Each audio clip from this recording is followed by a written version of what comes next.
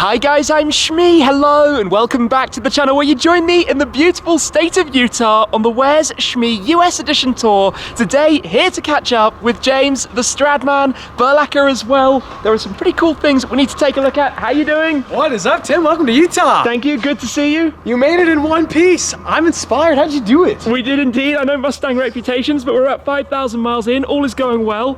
But I think today, it's about some new things in your world. New cars, Bugatti. Yep, lots of changes since you were here last year. New warehouse. Yeah, that's right. So, let's go take a look and we'll head over and check out, I guess, the collection. Let's do it.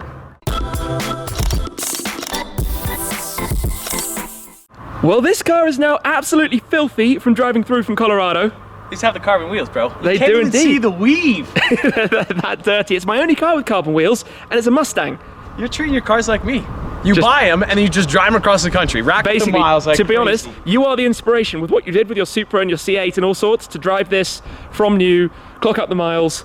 That's the best trips, like when you buy a car and you go on an epic road trip, you immediately become attached to the car. Best memories are made that way. 100%, 100%. Yeah. Now, talking about memories. Yes. I mean, the pair in here, the Aventador, has a completely new look. We're going to talk about that first very quickly. That's right. Same car we skied with last year. That's right, it was purple camo. It was 12 months ago. We took it out on the snow. It looks like it's been out on the snow again. It has been. It's got the winter tires. I actually just wrapped this a satin blue. So it was the Arancio Argos for basically I unwrapped it a couple weeks after you left. Yes. And I just wrapped it a couple weeks ago, and it was Argos for the past year or so, roughly. Well, it is looking fantastic next to that. Bugatti. The Bugatti. Yes. You were talking about it back then last year, obviously very under wraps of should I, shouldn't I, thinking about it. It was such a big decision.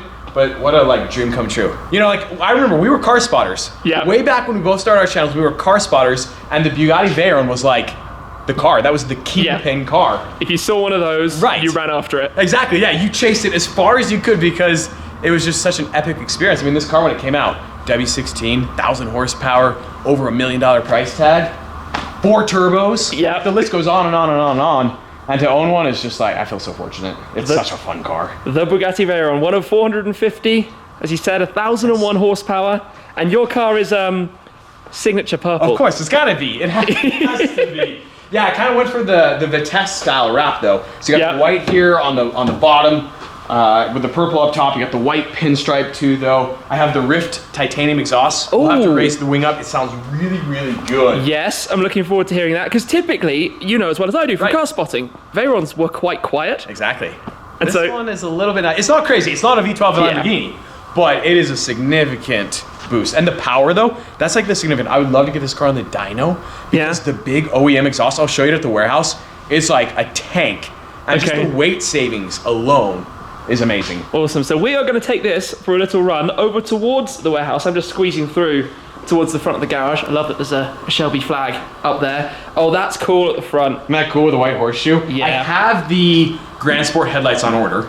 Oh. And they should be here, I don't really know when. Yeah, so it gives it like the facelift look. Yep, exactly. And you've got different wheels on it as well. Yeah, so they're Anarchy wheels, because you know, like the OEM tire wheels, the Bugatti is just insane, $38,000 for the tires. Fiendishly expensive. Yeah, so because of the miles I put on the car, it just wouldn't make sense. The color is so cool, because this has been your signature, but you went away from purple with the Aventador. I did. Well, I want to create like a Skittle army. That feels just a bunch of bright colors, kind of. Yeah, I was gonna say, you're doing. If you look at the cars in my garage, you're my inspiration, Tim. Let's be honest. I'm just trying to be like you, and they're cool though because they got the same finish. Like it's a satin blue with a satin purple. Maybe we'll add like a satin red, a satin pink.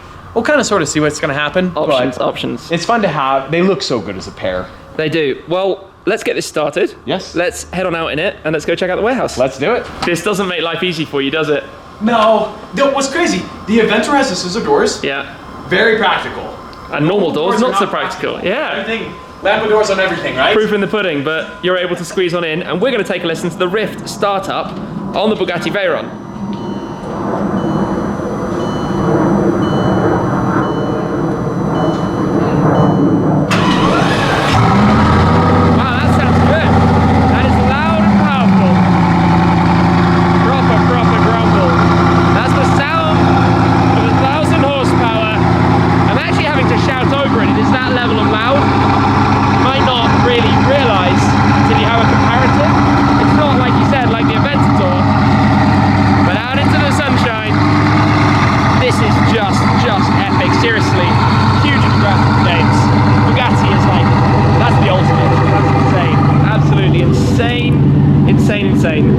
at this thing in the sunshine.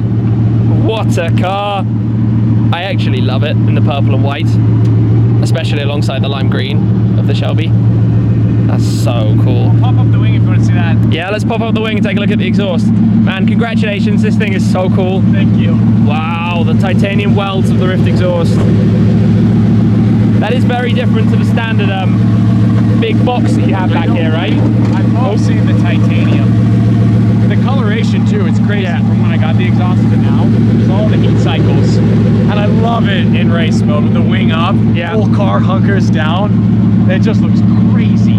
Before we hop on board, quick photo opportunity. Start up with the Aventador. It's like an earthquake. Yeah. Straight pipe FI exhaust. In straight pipe FI. Oh gosh, inside the garage. Get ready to get deaf, okay? Yeah. Yeah, it's loud. Don't be that guy. It's very loud, so we'll pull that out into the sunshine on a beautiful day. This is cool. This is really cool. Then we'll head over to the warehouse, which of course is very exciting for me to go check out as well with the inbound Shmuseum for my cars back home. Look at that color, that's really nice. Really, really nice. Rumbling away with the strat plate, nice and dirty from being driven, properly driven. That is absolutely filthy. But hey, dirty supercars are cool. Extra bonus points. So the photos are done, time to hop on board to go for the short ride over to the warehouse. Camera on the seat, thank you. And by the way guys, in the Cheers by Shmee 150 shop, we've got our new Veyron Chiron design. We've just added those, you can find them. I'll pop the information down below. And I think this one is gonna be yours. Oh! Bugatti present for you. Oh, thanks, dude. This is sick. It's cool to see the evolution from the Veyron to the Chiron. It's a cool design. It is. Awesome, awesome. So let's go for a little ride. Well, this is cool. How many miles have you done in it now? So the car has 22,806, and I've done about 1,800 of those miles. I bought it in August, so what is that, 6 months or so? About that. That's not bad for a Veyron. That's not bad at all. In fact, that's probably more than most people would drive in a Bugatti. Right. And it is a beautiful day. The snow-capped mountains off in the distance. It's a lovely place around here. The signature beautiful state of Utah. We had some views on views coming over here. Oh, you guys drove through Colorado on I-70? yeah. One of the most beautiful sections of freeway in the entire country. Definitely. Amazing, amazing views everywhere you go. Huge changes in altitude. Oh wow, there we go. There we go. That's just a little baby acceleration, nothing crazy. We're actually detuned right now. Yeah. So we're at 850 horsepower because unfortunately in said beautiful state of Utah, we only have 91 octane. Yeah. The car's tuned for 93, so I had to detune the car to 850 horsepower, which is unfortunate. Do you know the funny thing is we just dynoed the GT500 and it dynoed in at about 780. So this is only 70 horsepower more than my Mustang. Don't say that. I'm sorry. But then you've got this. You've got an 8-litre quad turbo W16 back there. 4 turbos, hey, 4 turbos. Well, it's like I was saying earlier, when this car came out, it was so revolutionary. Yeah. That was 2004, 2005, 15, 16 years ago. The technology has gone everywhere. You know, cars are 800 horsepower, 1,000 horsepower is not quite what it used to be. No, but it's still, when you think about what this represented, this was like the fastest car in the world for a very long time. The pinnacle of engineering in the world. And I know it was your dream for a very long time. Okay. Okay. It's coming. Oh, hold on tight, hold on tight. My goodness. I tell you what, the GT500 doesn't feel like that. It doesn't feel like that at all. And it sounds like a jet. You know? It's such a distinct sound. I love that sound so much. No other car sounds like that. No, and it sounds massively better as well, the Rift exhaust. Did that almost get a little bit squiggly there? No. No. Nope. Full control, full traction. 100% control, 100% choice. I'm a professional. Something like that. The feeling of the torque is the crazy thing, though. You really do need to kind of plant your head back. Oh, for sure, for sure. And now we go back into chill mode. Yeah, so sport mode is crazy. It revs so high in sport mode. Bugatti engineers are telling me you should drive in sport mode all the time. But I was just like, just idling at 4,000 RPMs, cruising at 4,000 RPMs. But sport mode, man, just that instantaneous acceleration. Because then the turbos are spooled and ready to roll. Yeah. Such a nice place to be, sat inside here as well. Shall we? I think so. I think so. Oh gosh. This is that test where if you had like a $100 note on the dashboard, can you reach it? No. It's so cool too when the air brake goes up. Yeah. It didn't right there, but when it goes straight vertical, you can feel it too. Yeah. It's like a parachute. Feel the whole car like down. Oh gosh. And this is at 850. So this is not the full potential. There's not 1,000 horsepower. But the thing with the power is it's just endless, and the way it goes through the gears, you're just straight into the torque band. Exactly, it's just so instinctive. And I'm just thinking, like, this car was developed in the early 2000s. Yeah. It is so insane. Way ahead of everything else. The glisten of the purple all around. That's right. Really nice. Glisten of the purple. I like this on the. Oh, look at all the kids in the bus. That's amazing. They're all telling me to go, go, go.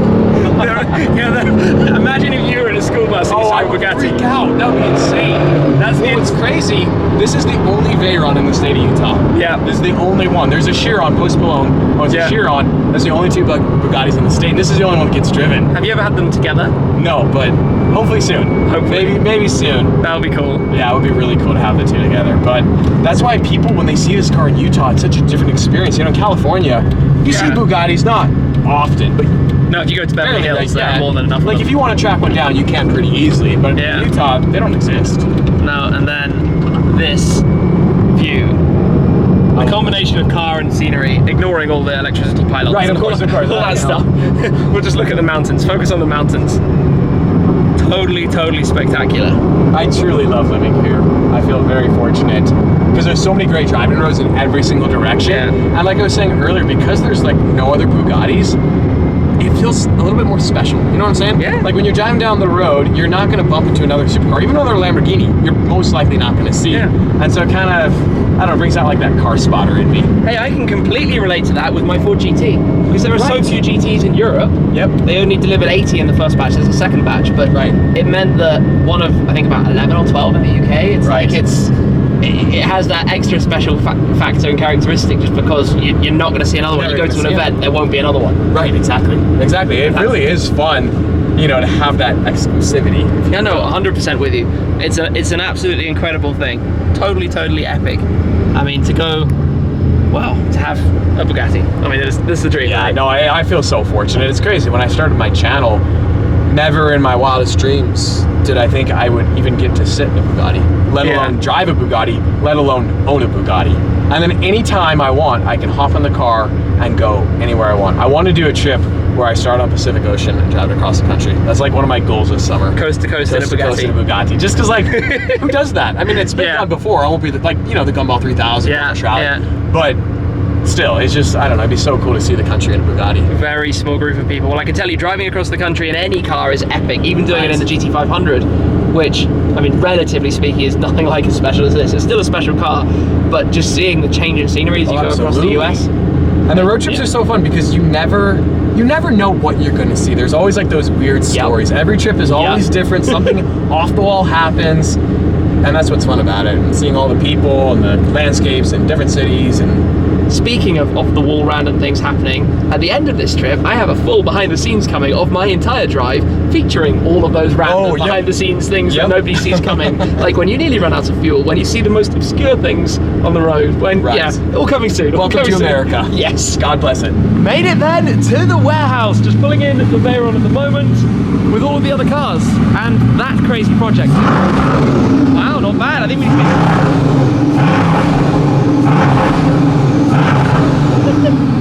doesn't sound bad at all. I think we need to get some lights on and have a look around. Here we are then. Here we are.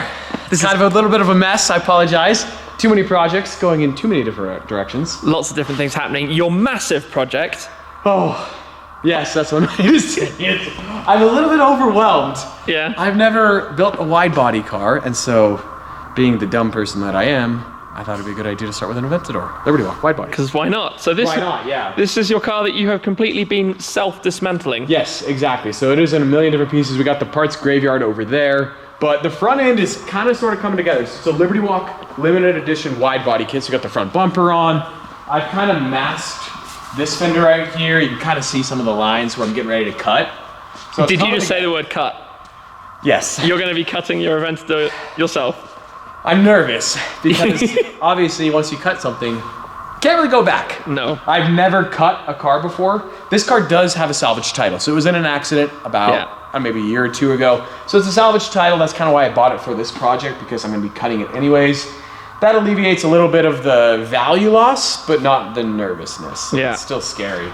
Big time. That's quite an undertaking. I look forward to seeing how it goes. Then you've got random carbon fiber hoods down there. So this is for my GT-R build. Yeah. So I have a wide body kit for my GT-R, carbon hood. There's some replacement bumpers over there in those crates. There's just kind of car parts everywhere. Car parts and purple seats. Exactly. Well, naturally, you gotta, you gotta see. We got a fridge. If you need a drink, so it's not. It's like home. Not completely a disaster. You also recently bought a Tesla. I did. Yeah. Kind of random. I bought this last week, actually. So I want to get a little bit of electrification to the channel. I want to do like a wide body kit of some kind to it. It's a cool car. You've driven Teslas, obviously. I have. Yeah. This has, I think it might be locked, but, oh no, it's got a white interior, which I think is so fresh. Yeah, the white on the blue is good. And they do a good job. I have been reliably informed of the white seats not getting dirty. Right. They stay quite clean. Yeah, they do, which is awesome. Car is fast. I have some other wild, this car also has a rebuilt title. So these are my only two cars with rebuilt titles. I have some other plans in the work that could be interesting. Can't talk too much about that yet. Yeah, it's gonna be a world's first, you might say, if we can get it to work. Okay. Maybe off camera I'll tell you off camera. Definitely, we'll see soon. But just random car bits, stuff all around. Yeah, so GT-R, so yeah, wide body kit. GT-R is filthy. It is. I actually had a buddy borrow this, and he returned it dirty because it was snowing that day. He was gonna take the 12C, but all-wheel drive, so yeah, made more sense. Seems safer in the GT-R. 12C. Tires over there, exhaust over there, more parts over here. These are Nick's dad's Mustangs. Yeah. Pretty cool, Fox body, California Special. And then we just got a lot of Aventador car parts over here. A lot of fenders. And a lot in your head as to what goes where. Yeah. And this is a wide body kit for a 458 that I sold the car, but I still have a wide body kit. So. Oh, why not? Why not, yeah. So it's kind of a little bit chaotic. It's cool though. It's weird, when I moved into this warehouse, the whole place was just like empty. Yeah, clean and shell. Now that I have the space, you just start... Put in some ramps, put in some lifts, the lifts put in... are awesome though. Yeah, just fill it up with everything. Yeah, so this is it. Cool spot, nice, love it. This is my parts room, even though that appeared to be parts room as well. More parts. That's the OEM exhaust for the Veyron. Yeah. Monstrosity, like this thing. It actually is titanium, so it's not as heavy as you'd think, but it's significantly more than the Rift, because Rift is titanium too. Yeah. Got steering wheels, exhaust tips, front bumper for the 458, seats. As you can see, my life is maybe not as organized as Aventador wing. Yep, exactly. Vinyl for future projects. All sorts of nonsense. And then we have the offices upstairs, where guess what we have more of? Parts. Yep, exactly. More fenders for, you guessed it, Aventador. We got the rear deck lid for a Pirelli edition Aventador. And then this is my office, but naturally there's a hood for an Aventador. Cool Centenario scale model. Nice. Yeah, and Strad stuff. Exactly. Cool. I love that you did the bags. Yeah, the backpacks are super cool. And I double love the cross on skis. Yeah, I think I'm gonna hang these in my new house though, because they're too cool. They're so like cool. I can't actually ski on those. No, as soon as you put bindings in them and actually been out on them. Yeah, I love those. Yeah, you know crossing too. I do indeed. Yeah, really, really nice. Yeah, so that's kind of the cool setup. The warehouse. I don't actually ever do any work here. It's purely for look. Sometimes I'll film here and I want to look real sophisticated. Yeah. And so having the computer, you look intelligent. It looks the part. Exactly, it does. Exactly. There's no car that does what we're doing right now, driving this gently and comfortably, but also with this much power. You can truly drive this car every single day. It's so usable. It has the power when you want it, but you can just chill. Yeah. We're in 5th gear, going 35 miles an hour, no big deal. Yeah, take it easy. Rides nicely, fairly comfortable. Not the biggest cabin, if we're big. No, and there's no room for anything at all. Like, you have this tiny little holder right here for maybe a cell phone that doesn't really fit, and that's kind of it. And the suspension's a little bit stiff. So this probably wrap around. This probably fits a cell phone, right, in the early 2000s. Exactly. Cell phones have gotten small flip phones. Exactly. And then a tiny little storage space up front. That's what you get right there. And a little glove box. That's all you get. You can fit your overnight clothes when you do your trip across the country. That's true. I just have $9 shorts and a t-shirt. Yeah. I'm good to go. And all done. Yeah. I love seeing the intakes behind though, through the window. That's my favorite view. It's right there. I would have loved to get a Grand Sport so you can hear it a little more. Yeah. But I love that view out the back. Seeing the W16 too. So iconic. Completely. really nice. All the details, all the touches. And everything feels so rock solid. Like the build quality, like just turning that is so satisfying. You know? Yeah. It's 16 years old and it still feels brand new. Yeah. Carefully does it with the front splitter, hey? The crazy thing about this car, there's no front end lift, which is unexpected. You think Bugatti would be the ultimate daily, but the overhang over the front wheels is so minimal. Yeah. I've never actually scraped bottom on this car. Amazing. Well, I should probably jump out before I'm stuck squeezing in the garage. Otherwise you're gonna look like me. Yeah. I know what you're about to film, me trying to get out of this car in 10 seconds. Definitely, definitely. All right, let me do it. Hard enough when it's just outside here. He says, okay, over to you. All right. Look at that color in the sunshine. Purple and white. Back here with the others. The very delicate squeeze past the garage door frame. And the two cars sit side by side in the garage. And that is now a definitely tighter squeeze than it was earlier with the Aventador after we popped it back in. That was really cool.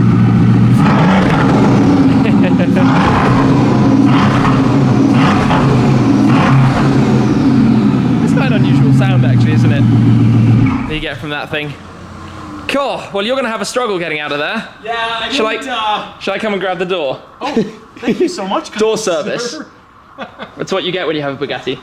Somebody comes and opens the door for you and it's still a squeeze. Wouldn't that be nice? I'm got it? You got Should it? I put scissor doors on my Bugatti? That was a joke. That was a joke.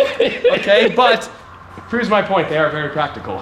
That was fun. That was fun. Thank you very much. Thank you for taking me out in the Veyron. For going to check out your new space as well. Yes, yes. And, I cannot wait to visit you. I cannot wait to see all your cars and check out your space. You are 100% invited whenever time allows that these things can happen again. Absolutely. Crazy world. Awesome. Well, guys, it happened. I made a stop here in Utah to catch up with the one and only Mr. Stradman. And yes, check out the Bugatti. Yes. That's it for now, though. Thank you very much for watching, guys. I'll see you again very soon. Cheers.